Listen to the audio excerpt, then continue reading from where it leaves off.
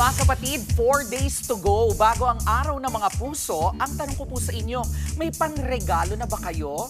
Bukod nga po sa bulaklak at chocolates, karaniwan ding inireregalo ang stuffed toys o yung mga teddy bear.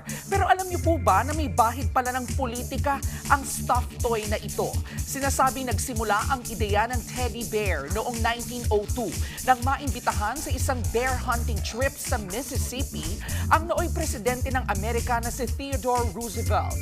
Dahil wala pang napapatay na bear ang presidente, nang huli ng isang black bear ang kanyang crew. Itinali po nila ito sa puno at saka isinadjust sa presidente na barilin ang bear.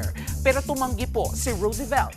Ang eksenang yan naging topic ng isang political cartoon ni Clifford Berryman sa The Washington Post noong November 16, 1902. Ang nasabing cartoon, naging inspirasyon naman ng toy maker na si Morris Mishtom.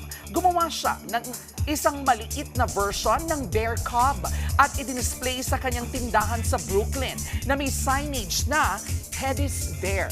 Naging instant hit po ito hanggang sa maitayo ni Mishtom ang Ideal Novelty and Toy Company na kalaunan ay naging pinakamalaking doll-making company sa Amerika. Mula po sa dating disenyo na animoy tunay na bear, nag-evolve ang teddy bear designs into having baby-like features para mas maging cute po ito. Teddy bear man o hindi ang napili niyong iregalo, go lang. Sabi nga nila, it's the thought that counts. And with that, gaya ng lagi po naming paalala, ang ganitong K-alaman ay maituturing din pong K-yamanan. K-okay.